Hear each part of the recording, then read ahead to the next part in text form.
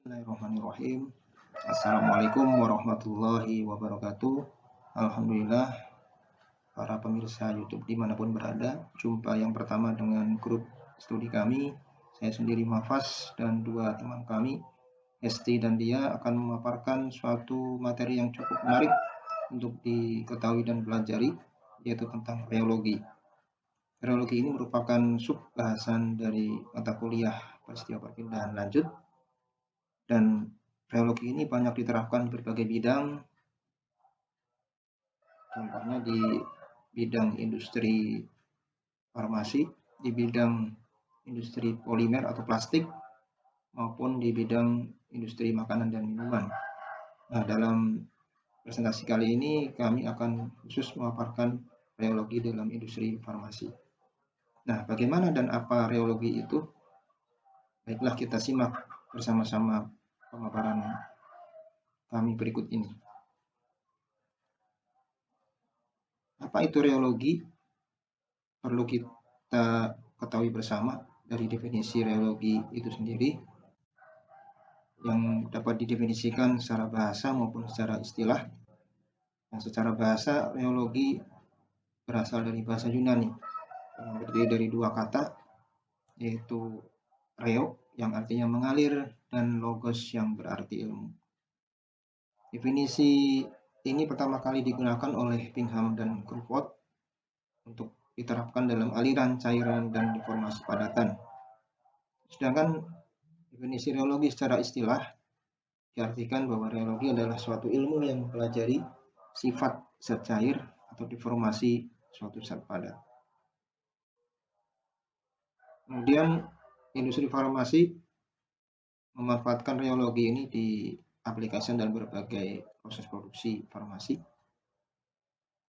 Yang pertama yaitu untuk proses pembuatan krim, suspensi, emulsi, lotion, pasta, penyalut tablet, dan berbagai macam proses produksi dalam industri farmasi. Yang kemudian adalah karakterisasi produk sediaan farmasi. Yang ketiga yaitu untuk menjamin kualitas yang sama untuk setiap batch produksi. Yang keempat, pencampuran aliran dari bahan, penuangan, pengeluaran dari tube, ataupun kelewatan dari jarum suntik. Pengaruh reologi dalam bidang farmasi dapat memengaruhi baik itu bagi si pasien itu sendiri, kemudian bagi obat yang diproduksi, dan pengaruhnya dalam tubuh manusia. Yang pertama yaitu untuk penerimaan obat bagi pasien, kemudian stabilitas fisika obat, dan ketersediaan hayati dalam tubuh atau bioavailability. Nah, sifat-sifat reologi dari sistem farmasetika ini bisa mempengaruhi pemilihan alat yang akan digunakan untuk melakukan proses produksi farmasi di suatu industri farmasi. Kemudian kita perlu ketahui bersama istilah-istilah yang digunakan dalam reologi. Ada dua istilah utama.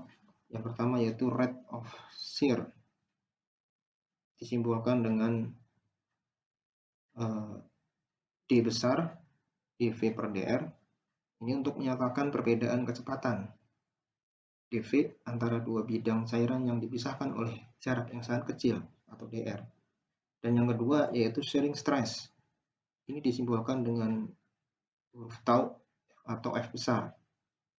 Di sini F aksen per A yaitu untuk menyatakan gaya persatuan luas yang diperlukan untuk menyebabkan suatu aliran. Penerapan reologi dalam dunia farmasi bisa dilihat dari sifat-sifat reologi itu sendiri yang terdiri dari 4 macam. Yang pertama yaitu sifat reologi dalam suspensi, kemudian yang kedua sifat reologi dalam emulsi, yang ketiga sifat reologi dalam semi solid, dan yang keempat sifat reologi pada serbuk. Yang pertama, sifat reologi dalam suspensi. Pertimbangan reologi ini penting dalam pembuatan sebuah suspensi ya.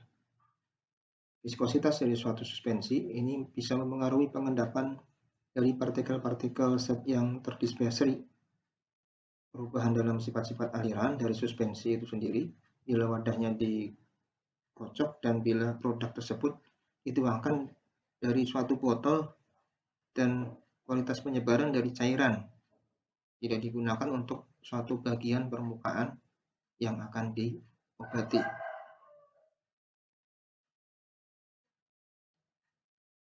Zat pensuspensi yang ideal ini harus mempunyai viskositas yang tinggi pada shear yang dapat diabaikan, yakni selama penyimpanan, dan zat pensuspensi itu harus mempunyai viskositas yang rendah pada laju shearing yang tinggi, yakni ia harus bebas mengalir selama pengocokan, penuangan, dan penyebarannya. Yang kedua, sifat rheologi dalam emulsi. Pada kebanyakan proses produksi industri farmasi, sifat aliran produk ini akan sangat penting ya untuk penampilan emulsi yang tepat pada kondisi penggunaan dan pembuatan suatu produk farmasi. Jadi penyebaran produk dermatologik dan produk kosmetik harus dikontrol agar didapat suatu preparat yang memuaskan. Nah, untuk presentasi selanjutnya akan disampaikan oleh teman kami, Esti. Terima kasih. Baiklah, terima kasih kepada Mas Mahfaz yang telah memberikan kesempatan kepada saya untuk mencoba mempresentasikan mengenai rheologi dalam industri farmasi. Sifat rheologi dalam emulsi ini terdapat faktor-faktor yang berhubungan dengan fase terdispersi. Di antaranya meliputi yaitu perbandingan volume fase, distribusi ukuran partikel, dan viskositas dari fase dalam itu sendiri. Pengurangan ukuran partikel itu akan menaikkan viskositas, di mana semakin luas distribusi ukuran partikel, maka viskositasnya akan semakin rendah. Jika dibandingkan dengan distribusi ukuran partikel yang lebih sempit atau lebih kecil, maka viskositasnya akan semakin meningkat. Untuk sifat rheologi dalam semi-solid, itu aplikasinya pada pembuatan salep farmasetik dan krim kosmetik, itu untuk mengontrol konsistensi bahan non-newton. Instrumen yang paling baik yang digunakan dari semi-solid di bidang farmasi ini adalah viskometer putar. Untuk analisis semi-solid yang berbentuk emulsi dan suspensi, itu digunakan convex viskometer yang terdiri dari kap stasioner dan box yang berputar. Alat ini baik digunakan untuk aplikasi dalam semi-solid. Untuk sifat rheologi dalam serbuk, itu dianalogkan dengan cairan non-Newton yang menunjukkan aliran plastik dan dilantasi partikel-partikel dipengaruhi oleh gaya tarik-menarik sampai derajat yang bervariasi. Oleh sebab itu, serbuk ini bisa mengalir bebas atau melekat. Dengan pengertian lain, pengertian khusus ukuran partikel porositas dan kerapatan dan kehalusan permukaan. Sifat ini yang menentukan besarnya interaksi partikel-partikel. Serbuk yang mengalir tidak baik atau granulat pada industri farmasi ini bergantung pada beberapa sifat granulat, di mana jika ukuran granulat berkurang, variasi berat tabletnya pun akan berkurang. Variasi berat minimum dicapai pada granul yang mempunyai garis tengah 400 sampai 800 Nm. Jika ukuran granul dikurangi lagi, granul mengalir kurang bebas dan variasi berat granul meningkat. Distribusi ukuran partikel dipengaruhi aliran dalam dan pemisahan dari suatu granulat. Untuk klasifikasi dan karakteristik rheologi, menurut tipe aliran dan deformasinya itu terdiri dari dua, yaitu sistem Newtonian dan sistem non-Newtonian. Untuk sistem Newtonian ini terjadi jika bidang cairan paling atas bergerak dengan suatu kecepatan yang konstan, setiap lapisan di bawahnya akan bergerak dengan suatu kecepatan yang berbanding lurus dengan jarak dari lapisan dasar yang linear. Pada cairan Newton ini, hubungan antara shearing rate dan sharing stress itu berbentuknya linear dengan suatu tetapan yang dikenal dengan viskositas atau koefisien viskositas. Untuk sistem non-Newtonian, pada cairan non-Newton ini, sharing rate dan sharing stress ini tidak memiliki hubungan linear. Viskositasnya berubah-ubah tergantung dari besarnya tekanan yang diberikan. Sistem ini terdiri dari 3 jenis tipe aliran, di antaranya yaitu aliran plastik, aliran pseudoplastik, dan aliran dilatan.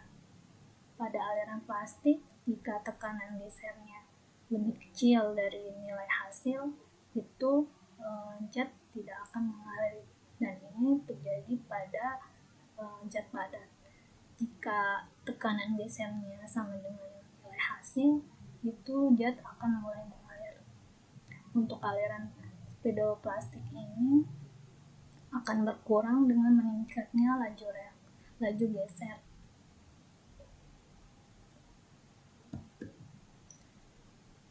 Aliran plastik itu berhubungan dengan adanya partikel-partikel yang tersuspensi dalam suspensi tekan. Untuk aliran pseudoplastik ditunjukkan oleh beberapa bahan farmasi, diantaranya yaitu gam alam dan sintesis seperti dispersi cair dari peragakan, natrium alginat, metil selulosa, dan natrium karboksimetil selulosa. Aliran pseudoplastik ini diperlihatkan oleh polimer-polimer dalam lautan. Hal ini berbanding terbalik dengan sistem plastik yang tersusun dari partikel-partikel tersuspensi dalam emulsi. Untuk selanjutnya akan dilanjutkan dan dijelaskan oleh rekan saya bernama Lia. Baik, terima kasih Mbak Hesti atas kesempatan yang diberikan kepada saya. Saya akan melanjutkan presentasi berikutnya. Klasifikasi dan karakteristik rheologi. Aliran dilatan terjadi pada suspensi yang memiliki persentase zat padat terdispersi dengan konsentrasi tinggi. Adanya peningkatan daya hambat untuk mengalir dengan meningkatnya rate of shear.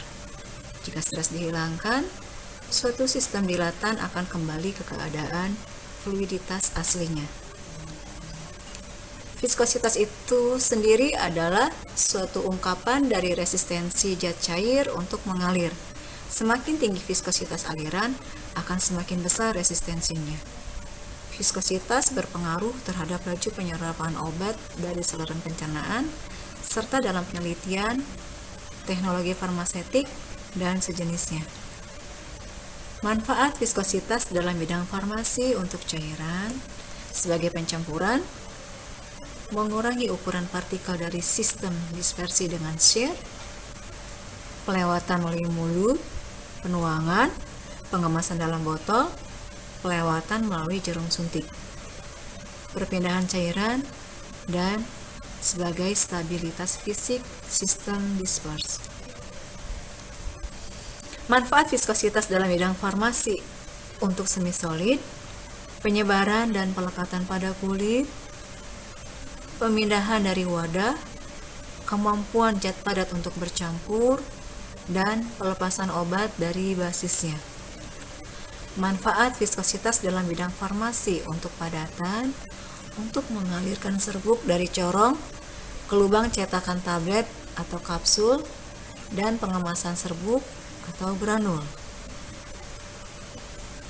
Sedangkan manfaat viskositas dalam bidang farmasi untuk pemrosesan sebagai kapasitas produksi alat dan efisiensi pemrosesan itu sendiri. Kesimpulan, dari uraian di atas dapat disimpulkan bahwa sifat viskositas ini sangat penting diketahui dalam farmasi, formulasi, maupun industri. Hal ini dapat ditunjukkan dalam pencampuran dan aliran bahan obat, pengemasan dalam wadah, serta dalam pengambilannya. Viskositas juga penting dalam analisa produk, seperti emulsi, pasta, suppositoria, serta pemilihan peralatan untuk processing yang digunakan dalam pembuatannya. Viskositas berpengaruh terhadap laju penyerapan obat dari saluran pencernaan, serta dalam penelitian, teknologi farmaseutik, dan sejenisnya. Penggolongan sistem cair menurut tipe aliran dan deformasinya ada dua, yaitu sistem Newton dan sistem non-Newton. Pada cairan Newton, hubungan antara sharing rate dan sharing stress adalah linear, dengan suatu tetapan yang dikenal dengan koefisien viskositas. Contohnya minyak jarak, kloroform, gliserin, minyak zaitun, dan air. Sedangkan pada cairan non-Newton, sharing rate dan sharing rest tidak memiliki hubungan linear. Viskositasnya berubah-ubah tergantung dari besarnya tekanan yang diberikan. Tipe ini terjadi pada dispersi heterogen antara cairan dengan padatan. Contohnya pada koloid, emulsi, dan suspensi. Terima kasih.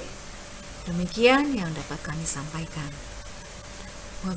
Wabillahi taufiq wal hidayah. Wassalamualaikum warahmatullahi wabarakatuh.